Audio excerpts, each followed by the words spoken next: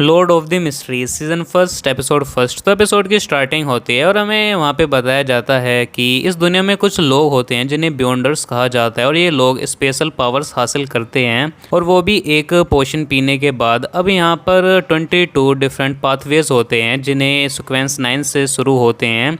जितना कम नंबर उतनी ज़्यादा पावर। सीक्वेंस 1 वाले को तो गॉड लेवल पावर पर रखा जाता है, यानी जो सबसे ताकतवर बियॉन्डर होता है वो लिटरली डिवाइन पावर तक पहुँच सकता है।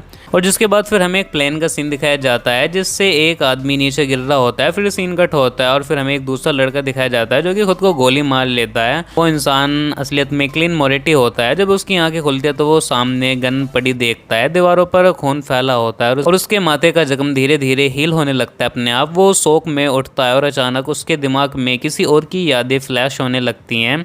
असल में एक बंदा है जो मेंगोरी, जो हमारे रियल वर्ल्ड का इंसान था, अब वो ट्रांस माइग्रेट हो चुका है और क्लीन मोर्टी की बॉडी में है। वो क्लीन की कुछ अधूरी यादों को भी एक्सेस कर पा रहा होता है।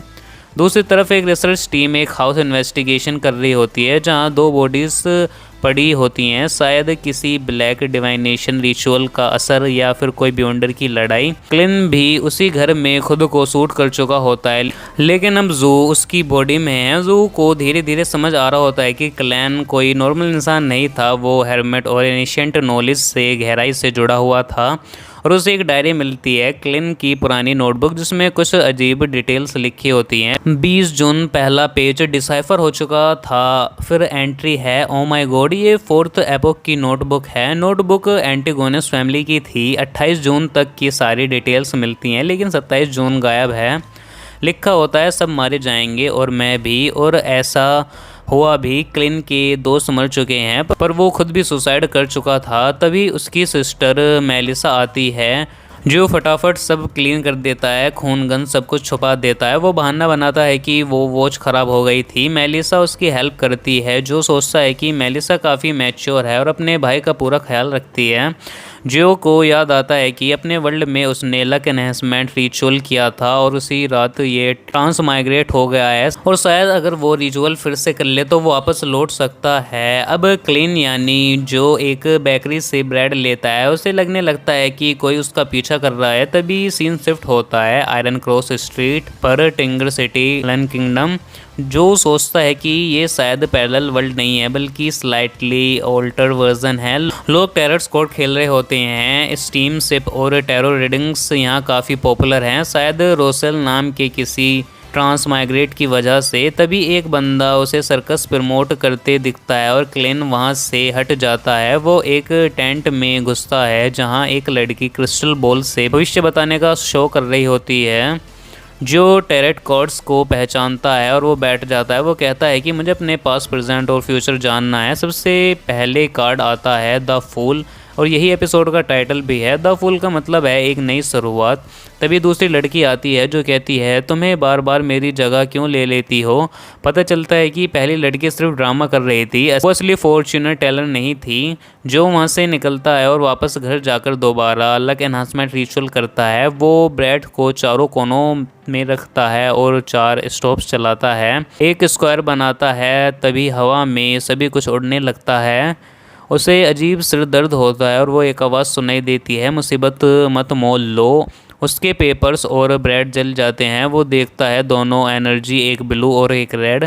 फिर 2 लोग सामने आते हैं, एक लड़की जो मिरर देख रही होती है और एक लड़का जो समुद्र के बीच में होता है। वो दोनों अचानक जो यानी क्लिन के सामने आ जाते हैं। जो शौक में होता है वो खुद नहीं जानता कि उसने इन्हें कैसे बुलाया। वो सोचता है कि क्या मैं डिवाइन रिलम में हूँ, और तभी वहाँ एक मीटिंग रूम जैसा हॉस्टल बन जाता है। लगता है कि उसके पास कोई ग्रे फॉग नाम की एबिलिटी है। जो यानी क्लैन सोचता है कि अब कौन हूँ मैं, पर अब तो वही क्लैन मोरेटी है। वो सिंहासन पर बैठता है और कहता है तुम मुझे द फूल कह सकते हो। लड़की कहती है कि वो एक बियॉन्डर बनना चाहती है। लड़का बताता है कि चर्च या रॉयल फैमिली के ज़रिए बियॉन्डर बना जा सकता है।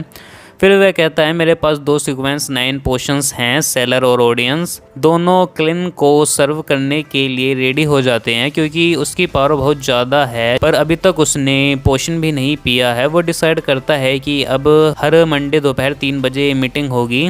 क्लिन थका हुआ महसूस करता है, तभी कोई उसके रूम का दरवाज़ा खटखटाता है। मीटिंग खत्म हो जाती है, दोनों लोग अपना नाम रखते हैं। लड़की बन जाती है जस्टिस और लड़का बन जाता है the hanged man. The hangman बताता है कि 22 डिफरेंट पाथवेज हैं, जैसा कि डेक ऑफ कार्ड्स में होता है। जो यूँ यानी क्लिन अब वापस असली दुनिया में आ जाता है। अब रूम में एक इंस्पेक्टर आता है, वो पूछताछ करता है उसके दोस्तों की डेथ को लेकर और ये भी पूछता है कि क्या ये क्लिन उनके घर गया था, वो भी 27 तारीख को। वहाँ से एक रिवॉल्वर गायब है। क्लिन सब सच सच बता देता है, क्योंकि अभी की क्लिन की मेमोरी अभी आधी अधूरी है और वह धीरे धीरे सब कुछ साफ होता जा रहा है। और उसने खुद को गोली भी मार ली थी। फलाना ठिकाना सब कुछ साफ साफ उन्हें बता देता है, कुछ भी नहीं छुपाता। तो अब ये लोग उसे पूछताछ के लिए ले जा रहे होते हैं। तभी एक छोटा बच्चा ब्रेड चुराकर भागता है। पुलिस वाला उसे पकड़ लेता है और उसी मोमेंट का फ़ायदा उठाकर क्लिन वहाँ से भाग निकलता है। वो तो एक तंग गली में घुस जाता है और उसे फील होने लगता है कि आसपास हवा में कुछ अजीब हरकतें हो रही हैं, जैसे बूंदें कण और अनजानी सी एनर्जी। उसे समझ आ जाता है कि कोई बियॉन्डर पास में है। वो एक गाड़ी में बैठ जाता है और उस ड्राइवर से कहता है कि यहीं उतार दो, लेकिन उस ड्राइवर मना कर देता है और वो कहता है कि हम वेल्च के घर जा रहे हैं। तभी अचानक क्लैन जाग उठता है। वो सोचता है कि यह सब सपना था या क्या। तभी दरवाज़ा खुलता है और सामने वही ऑफिसर खड़ा होता है, डॉन स्मिथ। क्लैन को लगने लगता है कि शायद उसने सपनों के साथ कोई खेल खेल रहा है। डॉन स्मिथ बताता है कि बियॉन्डर्स की ताकत रात में बढ़ जाती है और तभी वहाँ एक और बियॉन्डर्स आती है जो माइंड को कंट्रोल करने की स्किल रखती है। वो क्लैन के दिमाग में झांकती है और उसकी मेमोरीज को पढ़ती है, लेकिन ये नहीं पकड़ पाती कि वो दूसरी दुनिया से आया है। उसे यह तो पता चल जाता है कि उसने खुद को गोली मारी थी, फिर भी वो जिंदा है, मतलब मामला सीधा नहीं है। और वो लोग उसे साफ कह देते हैं कि हम तुम्हारे बेबी सिटर नहीं हैं, अगर तुम्हें खुद को प्रोटेक्ट करना है तो हमारे साथ जुड़ो और बियॉन्डर बनो। और इसी सीन के साथ एपिसोड फर्स्ट का यहाँ पर एंड हो जाता है। तो आई होप आपको इस एपिसोड की एक्सप्लेनेशन पसंद आई हो। तो इस वीडियो में इतना ही, मिलूँ आपको नई वीडियो में नई एनीमे या फिर नई वेब सीरीज की एक्सप्लेनेशन के साथ। तब तक के लिए गुड बाय।